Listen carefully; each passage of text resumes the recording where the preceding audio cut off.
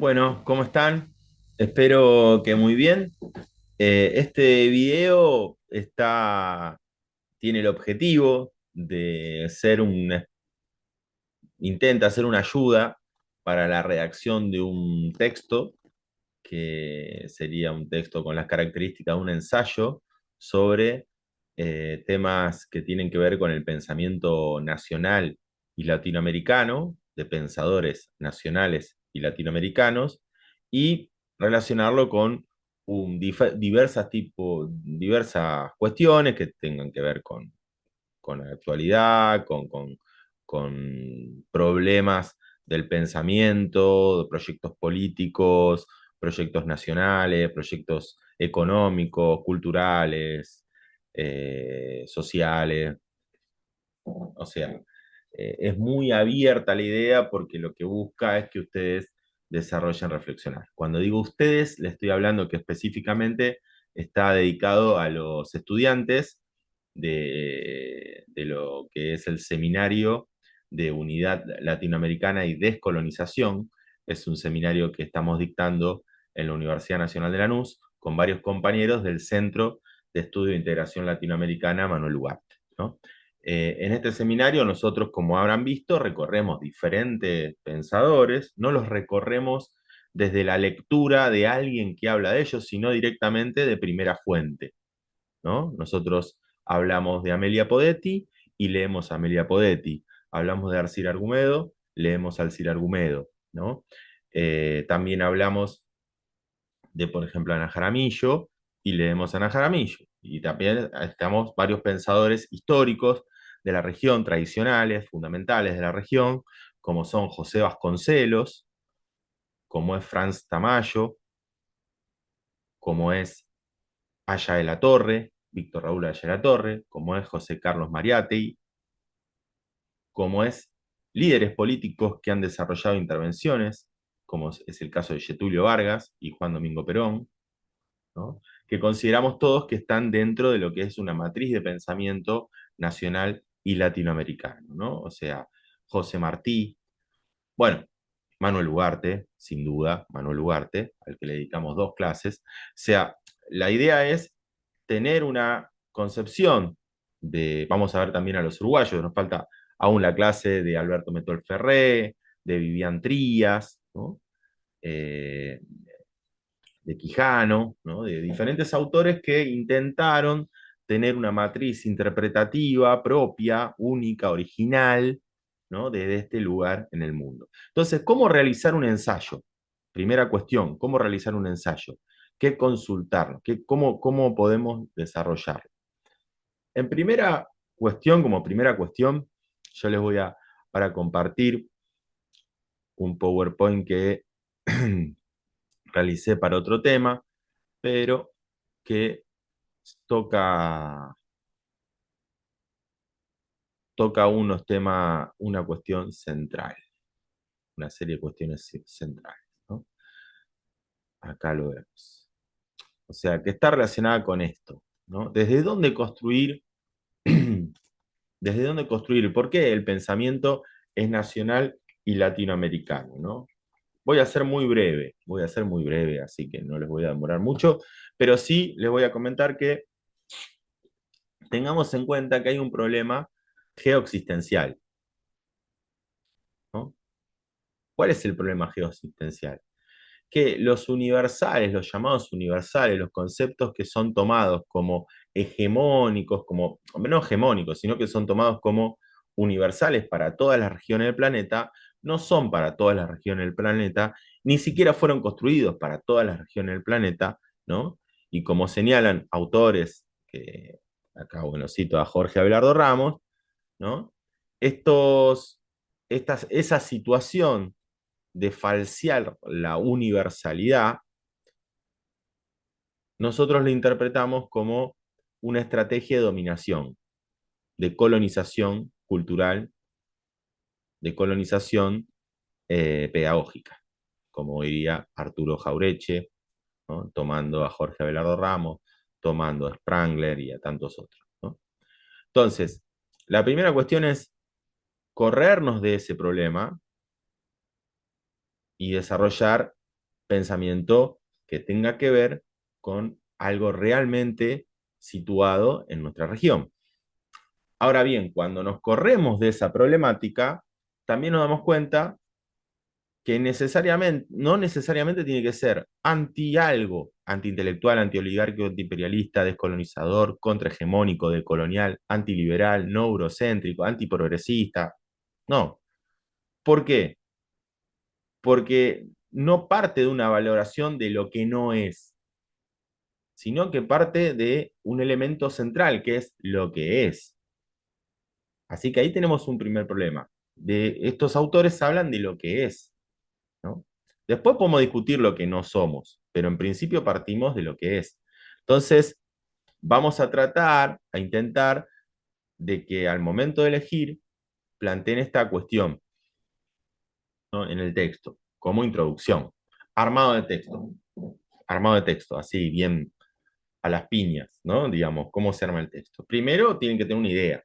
Para eso tienen un borrador. Yo trabajo mucho con borrador. Tengo acá un borrador constantemente. Libretita de ideas que la llevo a todos los lugares que voy, en donde voy anotando ideas. Entonces, tengo una idea que en lo que serían los proyectos de investigación que tenemos en la Universidad Nacional de Lanús, los Amílcar Herrera, son las ideas proyecto. ¿Cuál es tu idea proyecto?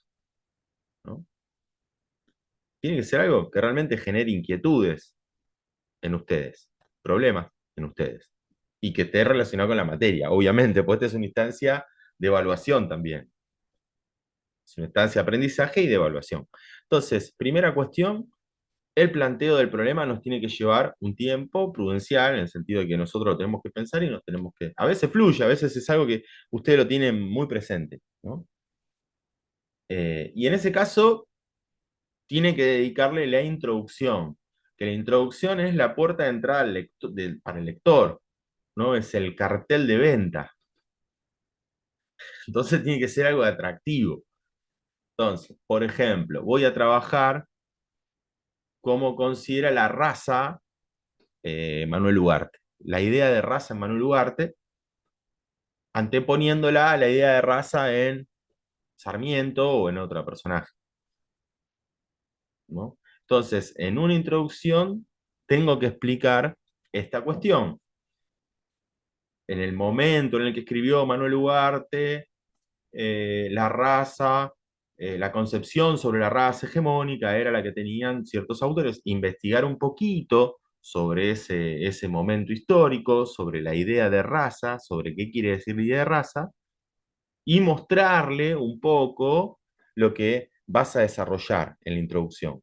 Y yo voy a trabajar a Manuel Ugarte, que tiene una idea, pero no mostrarle todo, porque si no, hay que seducir, pero no hay que conquistar, hay que seducir para que el lector tenga ganas de seguir leyendo. Entonces, la introducción tiene que tener esa sensibilidad, esa característica muy especial, que vos le mostrás el dulce, pero no se lo das, ¿no? Entonces, le decís al autor, le mostrás el problema y mostrás tu proyecto de trabajo, que tiene que ver con anteponer a esa idea a la que Ugarte parte de por qué explica eso.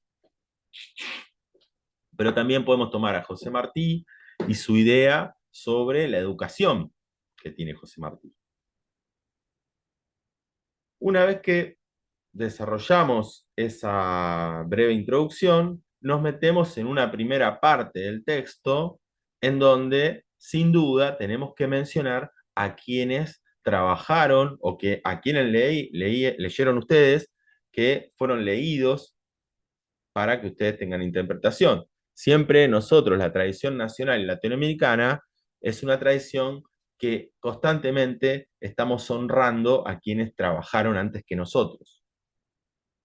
Honramos a los muertos, honramos a los vivos que trabajaron antes que nosotros, honramos el trabajo.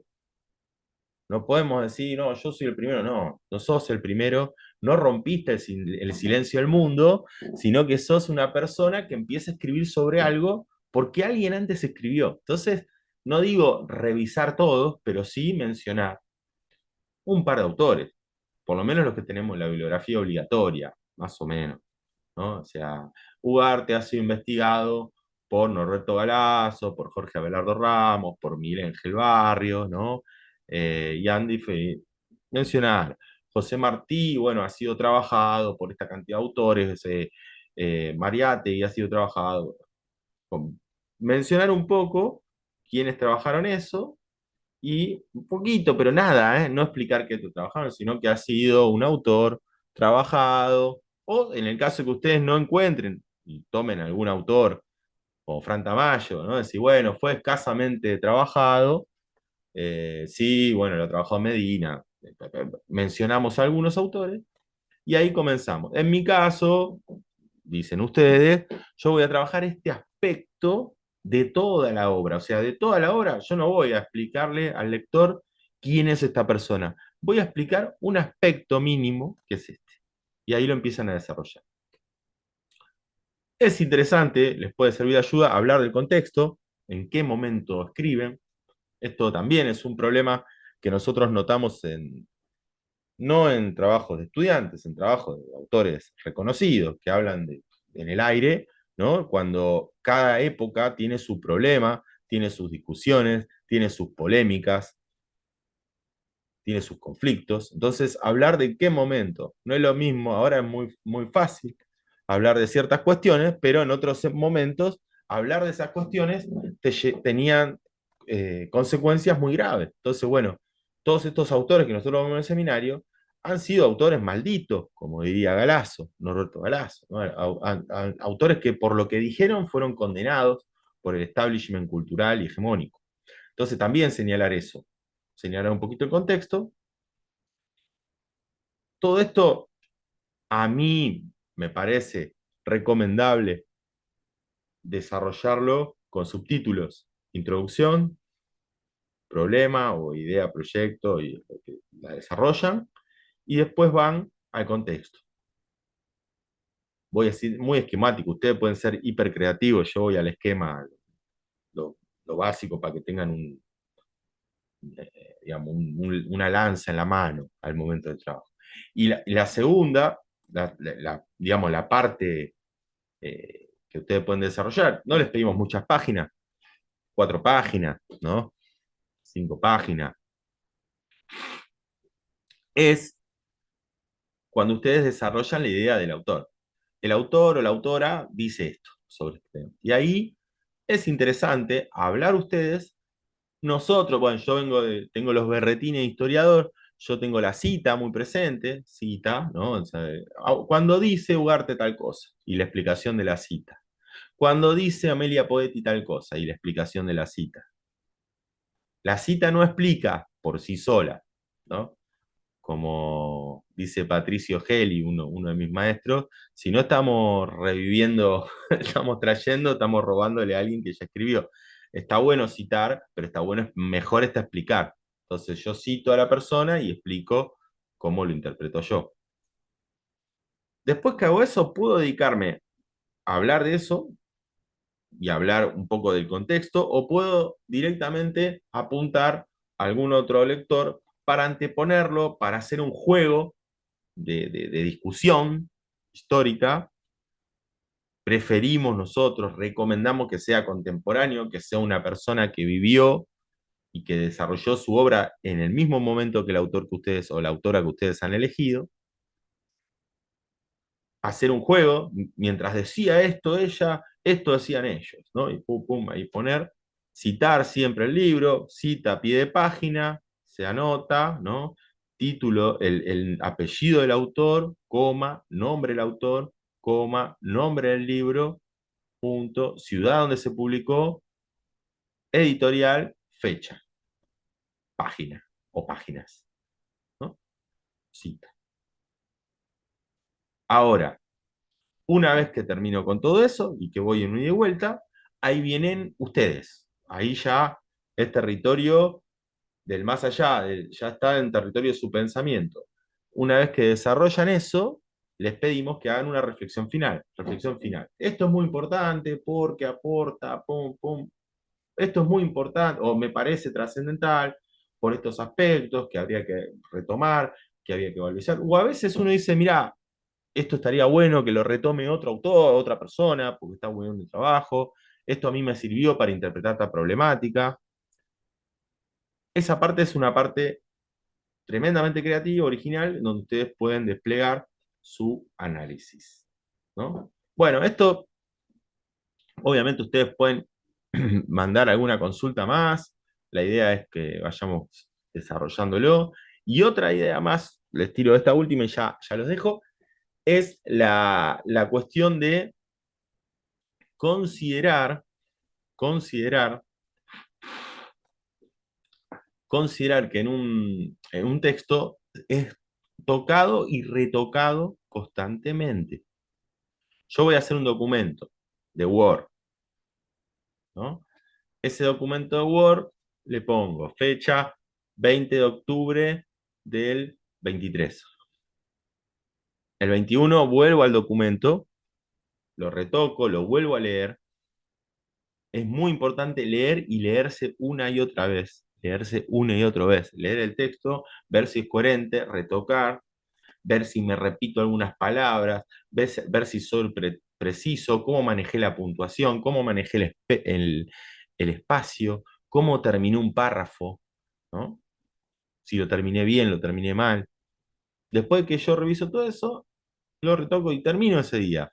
Entonces termino, bueno, 21 de octubre del 23, documento 2, en una carpetita sobre documento de proyecto tal. Entonces en la carpeta voy guardando los documentos y tengo, bueno, hasta el final, y voy y vuelvo siempre sobre el último documento. Bah, ustedes hagan lo que quieran, pero yo sé cómo voy progresando y al mismo tiempo es un trabajo de varias veces, ¿no? No van a tener un solo documento, eso sería, a mi entender, un error. Uno tiene que ir y volver sobre el mismo documento, ¿no? Y retocarlo y modificarlo y ver las modificaciones.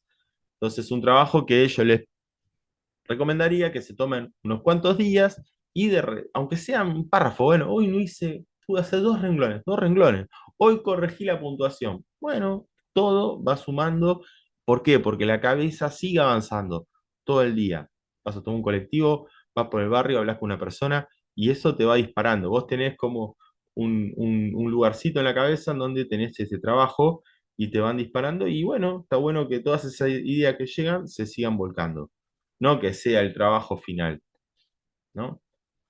Bueno, no, espero que no se haya confundido, sino la idea era ayudarlos un poquito en esto que es el trabajo, que es el ensayo que tienen para entregar. Espero que les sirva.